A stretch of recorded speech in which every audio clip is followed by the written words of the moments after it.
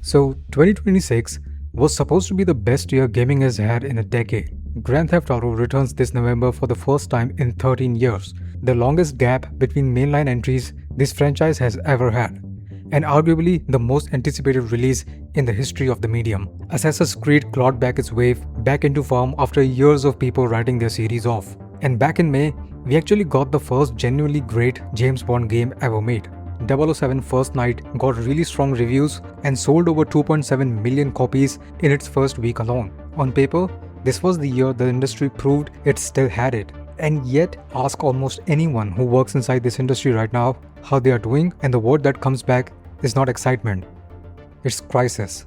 Because underneath these headlines, this has also been the year that thousands of developers lost their jobs in a single announcement. The year a console launched at nearly double its planned price and sold out anyway because people had no choice.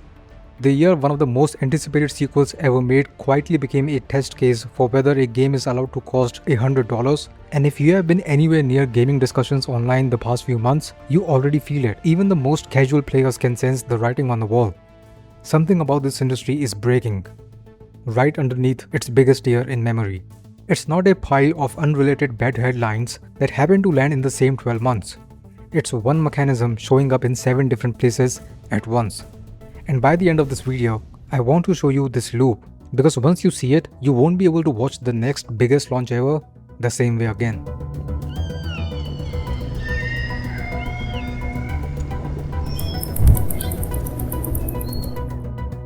Let's start with the system that's the easiest to see and hardest to explain: the attention crisis. Here is the paradox again. Gaming has never produced more content, and players have never spent more of their time in fewer places. Because it isn't just that 19,000 games came out and most of them got buried. It's where the attention actually went instead.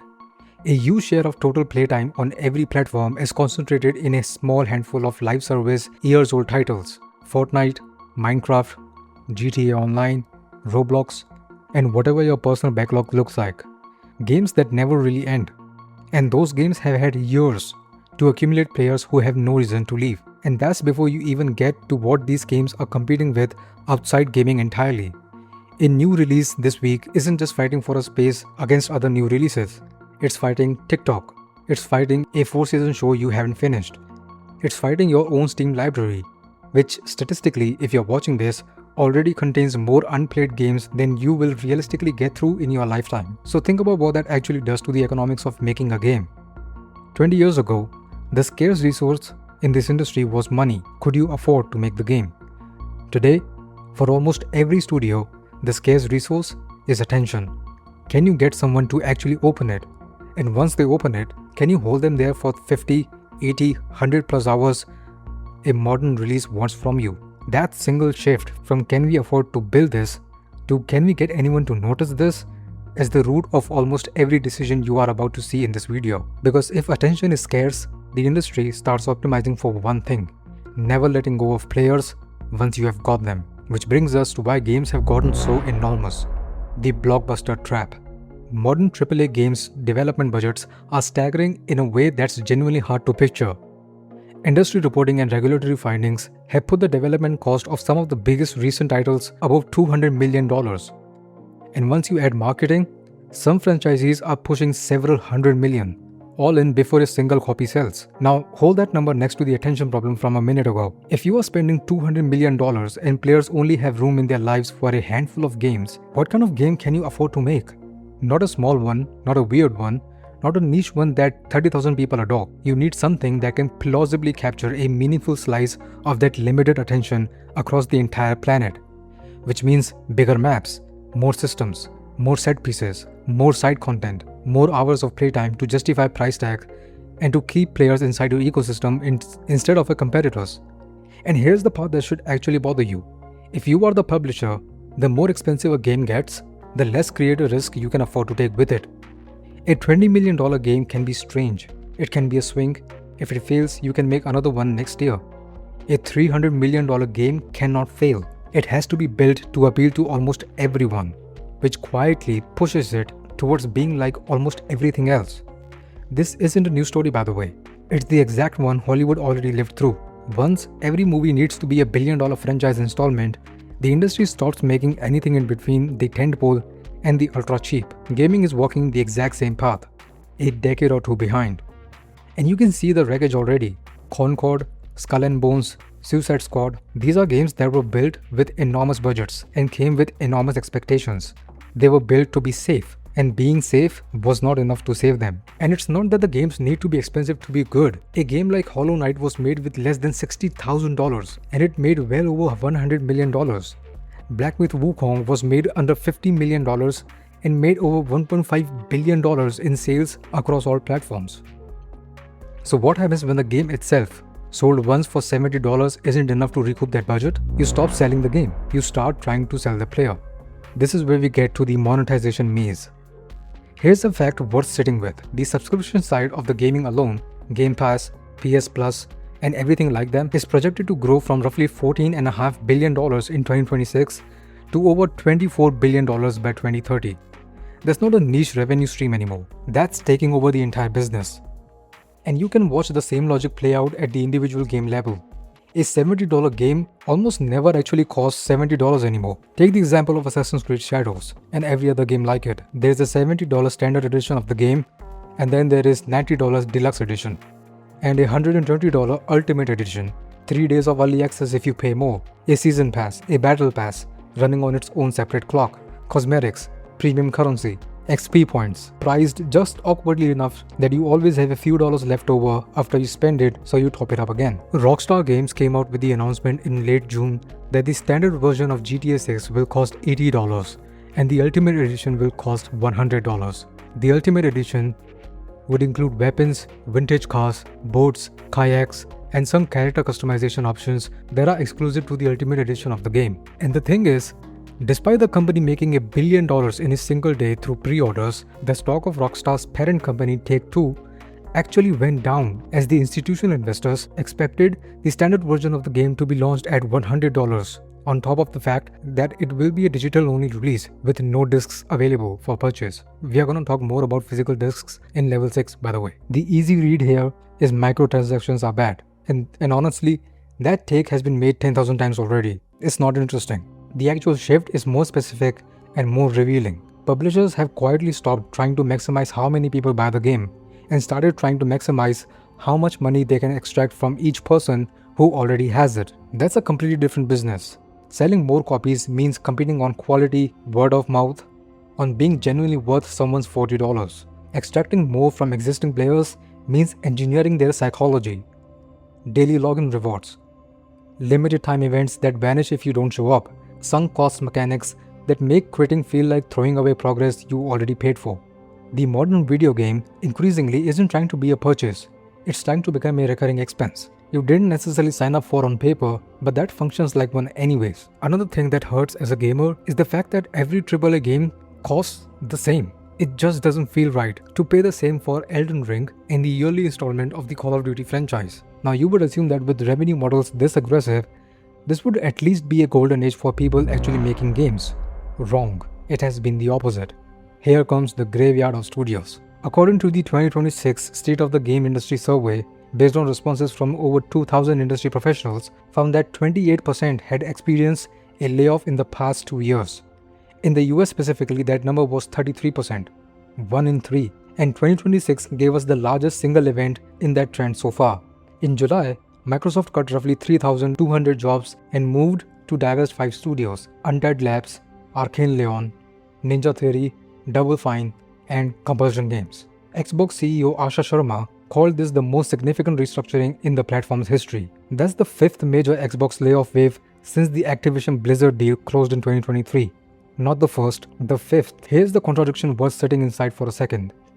This is, by every top-line metric, a massive, profitable, and growing industry. And the people who actually make the product it sells increasingly cannot count on having a job in 18 months. Now naturally, some of that blame goes to the upper management of the parent companies of these studios themselves. Asha Sharma, in the statement where she announced these layoffs, spoke about the fact that in some places, Xbox had 14 layers of management to take any decision. That's absurd. You cannot run a modern day company like that. You cannot run a company in an industry that requires as much agility and nimbleness as gaming. We are not talking about pushing files and making contracts with insurance or logistics companies in the back end. We are talking about an industry that ships multiple consumer level products every single year. The gaming industry is enormous, but the people that make these games have become disposable for these studios. Both of these things are true at the same time right now. But why? Well, there are actually few reasons behind it. First, a wave of pandemic era overexpansion that companies never really walked back from gradually. Second, a decade of consolidation. Microsoft alone bought Ninja Theory, Undead Labs, Compulsion, ZeniMax, and then Activision Blizzard for $68 billion. That concentrated enormous headcount under a small number of corporate roofs. The third was cheap capital disappearing, the AAA cost spiraling from the level 2, and less discussed but arguably more important, a specific accounting quirk. When a game launches day one on a subscription service like Game Pass, players access it through their subscription instead of buying it outright. That means the game doesn't generate retail revenue, even if millions of players play it, which means the studio can produce a genuine hit that is played by an enormous audience and still get flagged internally as commercially underperforming, because the accounting was never built to register success delivered through a subscription, as it gets buried underneath the underperformance of the subscription itself. That specific mechanism is part of what put Compulsion and Ninja Theory on the closure list this year, despite games that people, by every other measure, actually liked. So here's the real insight buried in all of this. The industry spent the better part of the last decade buying studios. It's now discovering that owning a developer and knowing how to run one are entirely different skills. And that a spreadsheet built for retail sales doesn't know how to see success when it happens somewhere else, which is exactly the kind of problem executives think they have found a fix for. The synthetic studio. The easy version of this section would be AI is coming for game development. Be afraid. That's not the interesting question, and honestly, it's a little lazy. The interesting question is this: what happens when an industry that's desperate to cut labor costs gets handled a technology that promises to do exactly that? The CEO of Sony Interactive Entertainment, Hideaki Nishino, said in a public Q&A meeting with investors, quote, "We also see AI as an important and fundamental technology supporting our strategy. AI is already helping us by improving development efficiency, enhancing the player experience, improving content discovery, and enabling players to build richer content." And the same 2026 industry survey that reported those layoffs number also found rising AI adoption across development teams, alongside increasingly negative sentiment about it from developers actually using it.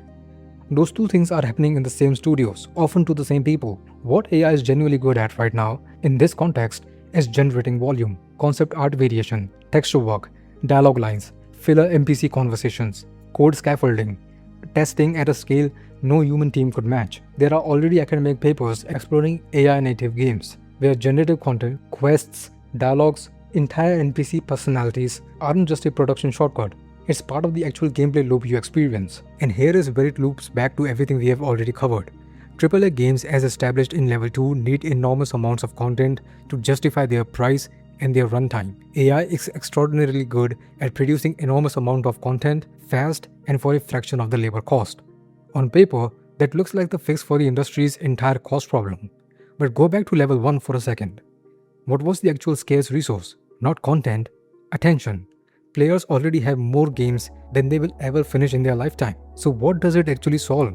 To hand an industry that already produces more than anyone can consume a machine that's extraordinarily good at producing even more of it, even faster. Gaming's proposed solution to having too much content might be a technology whose entire function is generating infinite content. That's not a fix. That's the same problem running at a higher clock speed. The ownership crisis.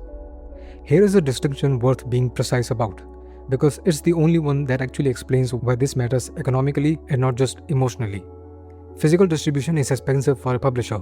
Manufacturing costs, retail margin, which the publisher doesn't get to keep, a used game market, which the publisher never sees a cent from, lending a game to a friend, reselling it later, all of that is revenue the publisher permanently forfeits the moment a disc leaves the factory. Digital distribution eliminates almost all of that.